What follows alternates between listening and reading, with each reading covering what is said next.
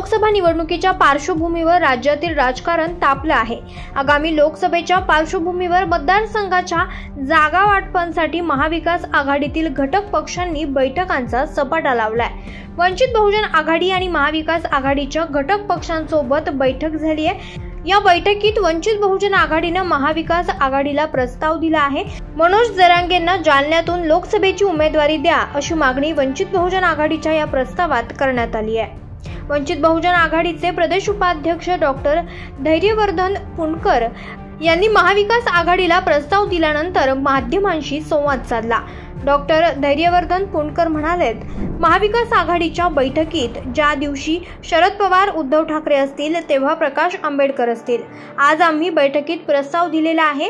आम्ही 4 मागण्या मांडल्यात। जालन्यातून मनोज जरांगे यांना लोकसभेची उमेदवारी द्यावी, तर पुण्यातून अभिजित वैद्य यांना अधिकृत उमेदवार घोषित करावं। 15 ओबीसींच्या आणि 3 अल्पसंख्याक उमेदवारी द्याव्यात। एकूण 27 जागांचा प्रस्ताव सादर करण्यात आलेला आहे।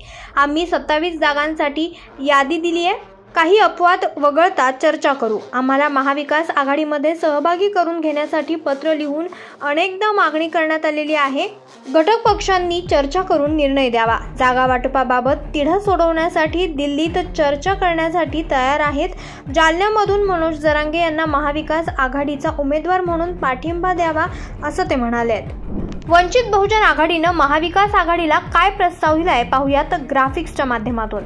महाविकास आघाडीचे उमेदवार म्हणून जालना लोकसभा मतदारसंघातून मनोज जरांगे पाटील आणि पुणे लोकसभा मतदारसंघातून डॉक्टर अभिजित वैद्य यांना उमेदवार म्हणून जाहीर करावं। महाविकास आघाडीच्या उमेदवारांच्या यादीत किमान 15 ओबीसी उमेदवार असावेत। महाविकास आघाडीच्या प्रत्येक घटक पक्षानं असे लेखी वचन दिले पाहिजे की पक्ष किंवा त्यांना सोडून आलेला उमेदवार निवडणुकीपूर्वी आणि निवडणुकीनंतर भाजपामध्ये सामील होणार नाही। लोकसभेच्या निवडणुकीत किमान 3 अल्पसंख्याक उमेदवार असावेत। वंचित बहुजन आघाडीचे प्रवक्ते धैर्यवर्धन पुणकर यांनी महाविकास आघाडीच्या बैठकीनंतर प्रसार माध्यमांना प्रतिक्रिया दिली आहे।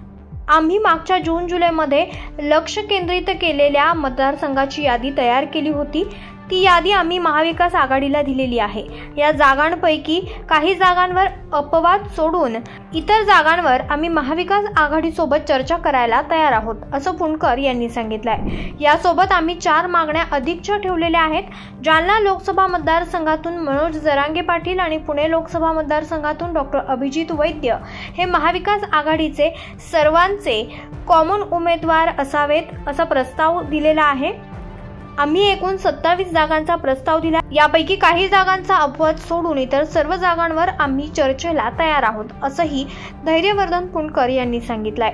मनोज जरांगे राजकारणात एंट्री करतील का आणि जालन्यामधून लोकसभा लढवतील का ते आम्हाला कमेंट करून नक्की सांगा। व्हिडिओ आवडला असेल तर लाईक करा, चॅनलला सबस्क्राईब करायला विसरू नका। हा व्हिडिओ फेसबुकला पाहत असाल तर तिथेही आम्हाला लाईक आणि फॉलो करा।